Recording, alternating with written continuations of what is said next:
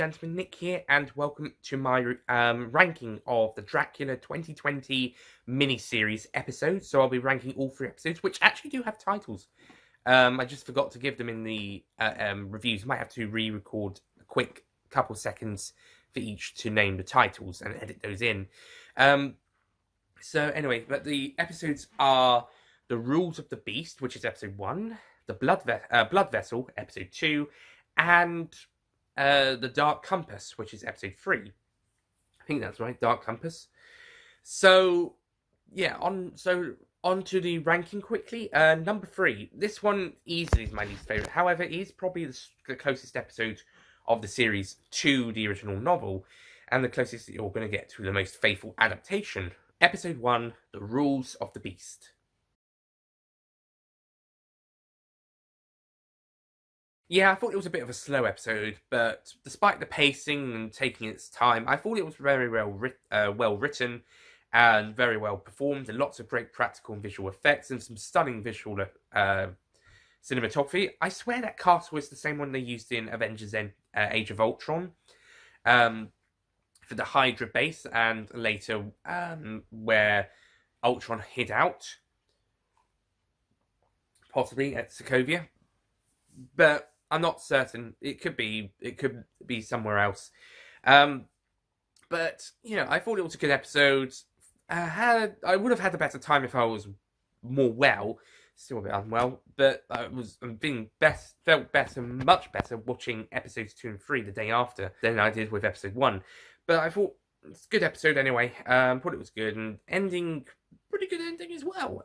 Pretty scary as well. Surprised that Jonathan Harker dies this early. But it makes a lot of sense where we're going with the series. And I like how it is definitely a more Dracula-centered series following this episode. Dracula-centered storyline, alongside also Van Helsing as well, to be honest. But, of course, you need Harker in the first one to tell his story. So it makes a lot of sense. Moving on to number 2. Number 2 takes things in a very different direction I was not expecting. Episode 3, The Dark Compass. Episode 3 basically wraps up the story in present day England rather than 1897 England, which is a bit of a surprise.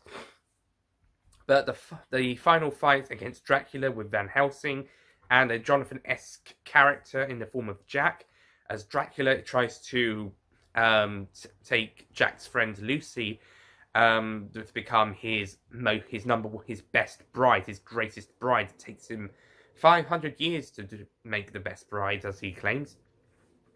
Of course, things go a bit wrong along the lines. So, yeah, I thought it was a very good episode, and I actually liked the 21st century setting for the story. It was a bit of a what moment at the end of episode 2 when I watched it. But once we got into it, I was enjoying it, I was liking it, and it actually felt natural and pretty well done, and really good. The ending's also good. It's a bit strange, but it's good. I liked it. I thought it was okay. I thought it was very good.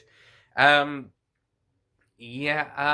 I think it's still open, a little open-ended for the other characters, but it's certainly, as far as Dracula and Van Helsing are concerned, that's the end. And yeah, I think it was a very good episode. Written and performed really well, and some of the best visual effects and practical makeup effects used in the series is in the episode on a burnt Lucy after the attempted cremation, in a very dark moment, which takes the themes of Don't Cremate Me from Doctor Who Series 8's penultimate episode, Dark Water, the first half of the series finale, 2-parter in that series, and takes it to the next level, which is really dark and really well done. Yeah, and I think it works better here. And the same with the moving from Victorian time story to present day at time of the show being made story. I think that's handled better than Sherlock the Abominable Bride. So I think this episode manages to say what Doctor and Sherlock did at one point and make it slightly better here, or at least make it work better. Maybe it's because they're allowed to be a bit more dark here than those two. Even though The Abominable Bride's a 15 rated episode. But yeah, they're allowed to take those a bit more darker than those shows, because those ones are more family orientated, or at least most of Sherlock is anyway. Whilst Dracula's definitely more adult. Well, actually, Sherlock's is a bit adult, but it doesn't go too far with it. Even the 15 rated episodes don't really go too far with the violence. It's more for the threat and the horror and the psychological trauma. Sometimes a bit of the horror. But anyway, Dracula series. But anyway, The Dark Compass is a very good episode for Dracula. I think they did a very good job with the finale. But I think the best episode is episode 2, which is my number 1 choice, Blood Vessel. This one plays out like a bit of a murder mystery, except you do know who the murderer is. It's Dracula. But it amps up the suspense because he's an uncontrollable monster. Yeah, you can get some murderers or serial killers like that, but with Dracula, you know the stakes, literally. And also how uncontrollable he is, but also how good he is at hiding into the shadows. Yeah, I can describe that about some others, but you know what a monster he can be, so it raises its stakes even more.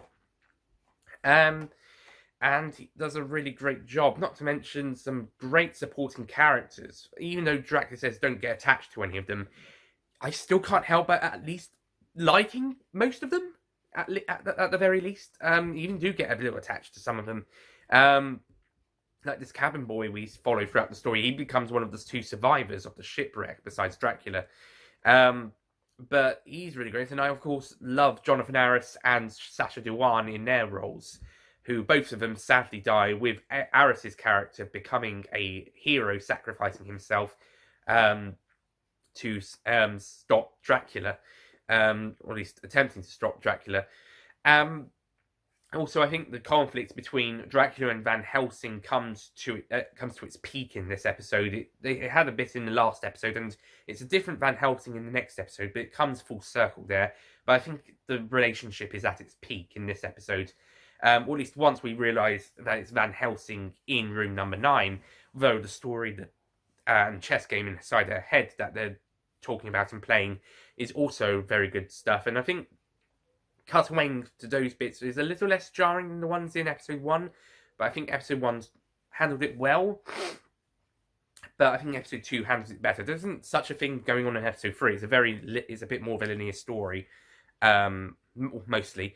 Anyway, on the whole, Blood Vessel is probably my favourite episode of Dracula of the 2020 series, and I think it works really well with continuing the story from where it left off in episode 1 and where it's going to in episode 3, with the final couple of minutes being a what moment, but once episode 3 gets round to doing what it needs to do, then it makes it worth it. It's a pretty good ending, and a nice twist, come to mention it.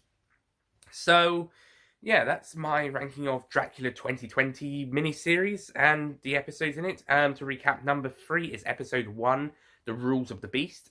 Number 2 is episode 3, The Dark Compass. And number 1 is episode 2, Blood Vessel.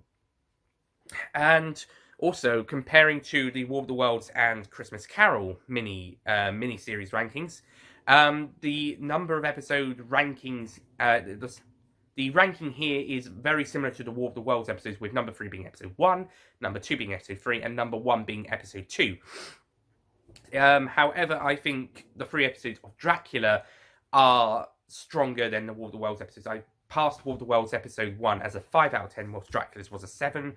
It was going to be a 6, but I gave it a 7 because it was, 6 because of the slow, dull pacing of the story, and it was a bit of a long, draggy story. But the rest of the episode, with the acting, the prosthetics, makeup, visual effects, and some great directing, more than made up for that. Episode 2, by the way, Christmas Carol episode 1 got an 8, I think, as did episode 3. Episode 2 got a 7. Episode 2 of War of the Worlds, I think that one passed to 8. I think episode 3 got a 7, whilst Dracula, both last 2 episodes were 9.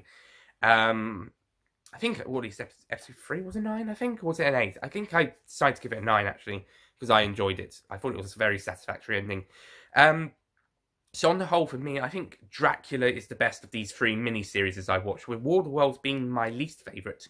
I actually thought overall that was a very disappointing miniseries, despite a good episode 2, but a very bad, but a very boring episode 1 and a dissatisfactory ending. Christmas Carol's a pretty good miniseries with a questionable direction in the middle, but I think episode 3 was episode 3 was satisfactory. And episode 1 was also pretty good. Dracula, I think it gets off to a slow start, but makes up with quite a lot of the stuff, quite a lot of the effort being put into it. And unlike War of the Worlds episode 1, I think they're able to save that episode from being anything worse than what I am thinking. Like I said, I thought it would be 6, but I gave it a 7 because I thought they were very creative with it, and they put a lot of effort into it. Something I could not get into with War of the Worlds episode 1. And episodes 2 and 3 were brilliant, especially episode 2. So, yes, that's why Dracula is my favourite of these 3 miniseries that came out between November 2019 and January 2020. So yeah, and also hoping for, now that Dracula's finished, bring on Sherlock Series 5. You need to do it in 2 years. We can easily have it by January 2022. Please, Stephen Moffat and Mark Gatiss, make Sherlock Series 5. Okay, anyway, so that's it from me. Thank you for watching. I probably will do his Dark Materials reviews at some point in 2020 before Series 2 comes along. Maybe not straight away. First, I've got to do a couple of other stuff in the meantime, but maybe later down the line. But until then, there's still going to be one other TV show that I'll be reviewing that's coming out, that's having episodes released in 2020. Doctor Who, of course. Well, what else?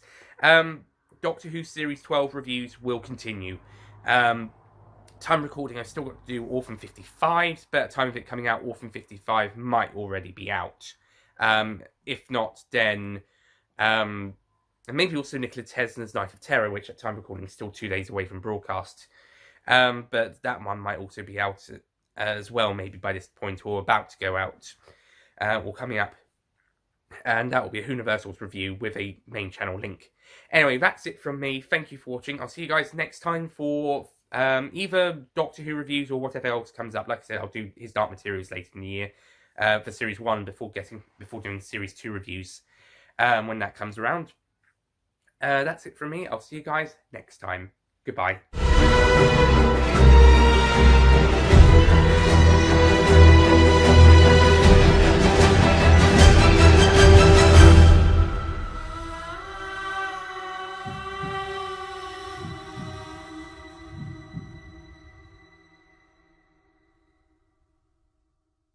Don't forget to click below to subscribe to the official Nicholas Payne Retro YouTube channel.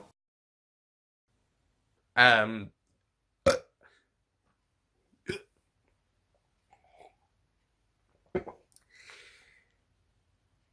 Rules of the Beast, Episode 1.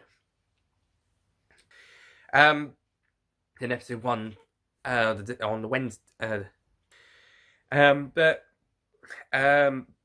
I think this, but I do think this one is a very, but on the whole, I think Episode 3, Blood, and unlike War of the Worlds Episode 1, doesn't bog it down too much, with the story doesn't let it down, so, but I gave it 7 because I thought they put a bit more effort into it, quite a bit of effort into it, that came out between November 2019 and December 2017.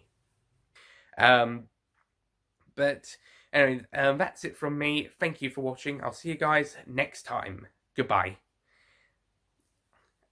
But until then, there's still 2020 television.